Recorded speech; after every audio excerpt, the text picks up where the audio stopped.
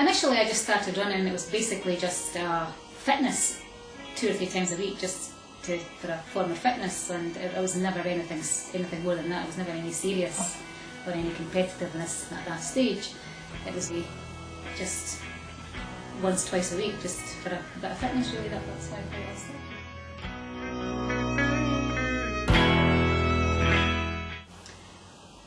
Back then, I think when I lived in Dundee, there seemed to be a running phenomenon. It seemed to be a thing that everybody did.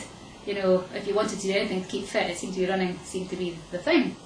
So I think one day I decided that, yeah, I'm going to give that a go as well, and it kind of just all started from there.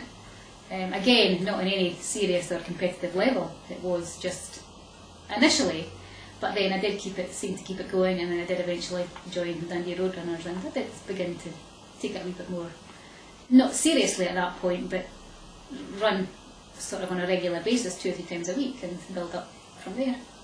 I think there was a break where I had my family, had my son and my daughter, and there was like 19 months between the two of them, so I kind of became a full-time mum and housewife, and that kind of side of it, you know, obviously I didn't have time to, you know, go to the running club anymore during that period. This time round I think I started going out for quite long walks, and I quite enjoyed that. I've always kind of wanted to do something to keep fit, and I think just one day I was out walking and I kept seeing people running, and that brought back the memories of when I used to run. And I think one time I just decided that, you know, I'm going to give this a go again, and I surprised myself that actually I managed to do it and keep going. And I came back, felt good, and thought, you know, I think I might take this up again. Well, since that very first 10k that I did in Glenrothes, the first time I did the 10k, I actually won the ladies' race, which was totally and utterly unexpected. So that gave me a complete, you know, adrenaline rush, and I just thought, that's amazing. If someone at my age coming back after having such a long time off and in such a short space of time can come back and win a race. But I think once you achieve, you know, a 10k and you realise you can do that, then you want to strive to do more.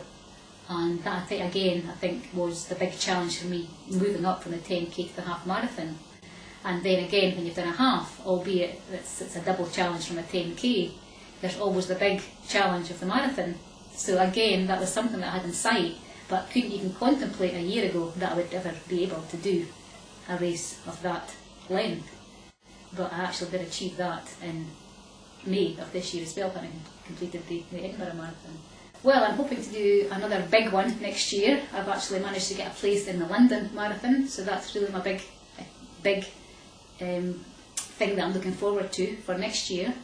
The remainder of this year I still have a couple of 10k races and a half marathon that I'll be doing. So I'm always entering races, I'm always looking for my next challenge. When you're out there running, it just clears your mind of any stresses or strains that you've maybe endured during the day, any pressures that you feel that are bothering you. When you go out and run, you're just yourself. There's no one. You don't have to. It's your time. It's your time. No one's making demands on you, and it really is a great stress buster.